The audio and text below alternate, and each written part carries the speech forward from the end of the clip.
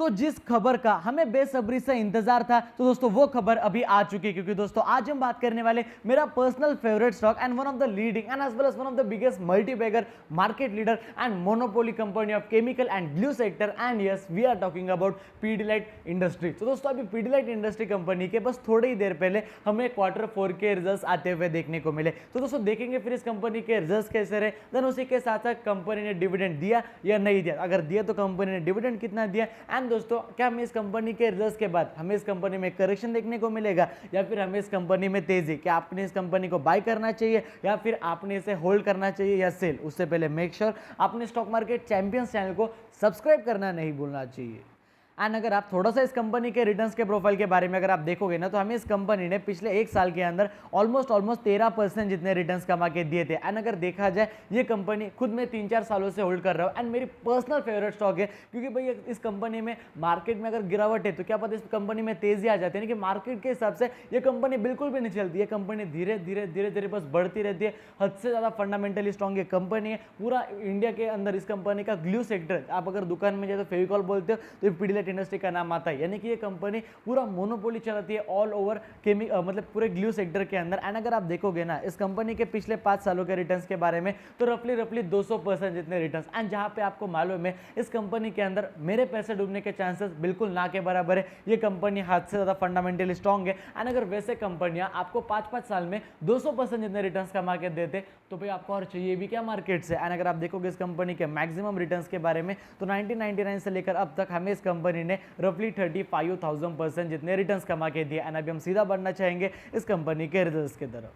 सबसे पहले अभी अगर डिविडेंड के बारे में डिस्कशन करा जाए, तो भाई पीडीलाइट इंडस्ट्री कंपनी ने यहाँ पे हमें 10 रुपए का डिविडेंड दे दिया। लेकिन देखो किसी कंपनी में डिविडेंड के लिए कभी भी पैसा इन्वेस्ट नहीं करना चाहिए, कोई फायदा नहीं होता। 5-10 रुपए की चीज़ होती है डिविडेंड, और कुछ नहीं, ठीक है। एंड अगर आप देखोगे ना, जो स्टॉक मार्केट में पुराने लोग उनको मालूम है, जब कंपनी 10 रुपए का डिविडेंड देती है, एंड समझो कंपनी के पास 1000 रुपये, कंपनी ने 10 रुपए का डिविडेंड दिया, तो वो कंपनी के पास 1000 से सीधा 990 रुपये आ जाती है। ये बात अब जो पुराने लोग हैं उनको ये बात 101% मालूम होगी।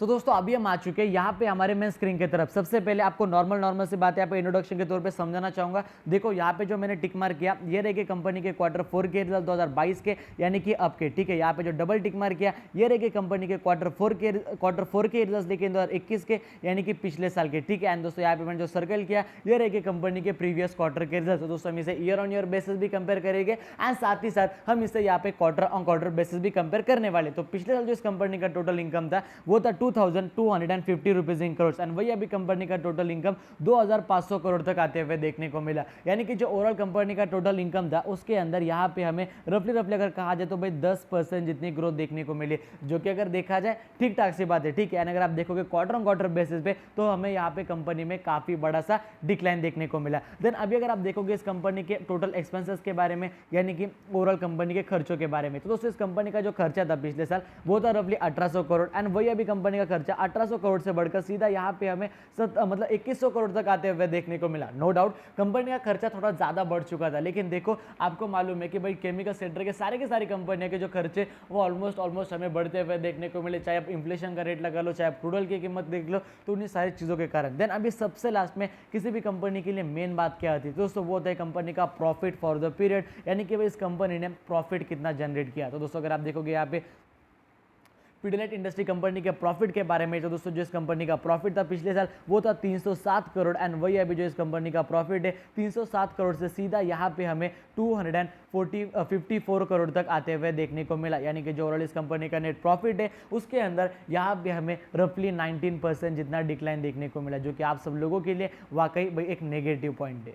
तो शायद भाई हमें कल के दिन इस कंपनी में हल्का सा करेक्शन देखने को मिले, या वो भी ना, क्योंकि दोस्तों देखा जाए मार्केट में लोगों को मालूम है इस कंपनी का बिजनेस कैसा है। क्योंकि अगर इस कंपनी का बिजनेस कम, हम डरते क्या बिजनेस का कम हो गया एंड दूसरी कंपनी का बढ़ गया, तो कहीं भाई हमारे स्टॉक्स हमारी कंपनी छोड़ के किसी और की कंपनी ना ग्रो हो जाए। भाई यहाँ पे इंडियन मार्केट में कोई भी इतनी बड़ी कंपनी नहीं जिसका इस लेवल पे बिजनेस चलता है, ठीक है। बाकी बहुत सारी कंपनियां केमिकल ग्लू बनाते, फेविकॉल बनाते, लेकिन इस लेवल पे किसी का भी बिजनेस नहीं चलता, एंड इसके आसपास भी कोई भी नहीं, ठीक है। तो कंपनी में अगर गिरती है तो डेफिनेटली मैं तो इस कंपनी में और मैं ज़्यादा पैसा इन्वेस्ट करने वाला हूँ। 101% मुझे इस कंपनी के ऊपर ट्रस्ट है। अगर आपको इस कंपनी के ऊपर डिटेल वीडियो चाहिए, लिंक आपको डिस्क्रिप्शन बॉक्स में मिल जाएगा, जाके वो वीडियो जरूर देख लेना। तो दोस्तों अगर आपको हमारा आज का वीडियो पसंद है, वीडियो को लाइक कर देना, चैनल को सब्सक्राइब कर देना, एंड अगर आपके वजह से किसी का फायदा हो रहा होगा, मेक श्योर उन्हें वीडियो शेयर करना बिल्कुल भी मत भूलना दोस्तों। जय हिंद, धन्यवाद।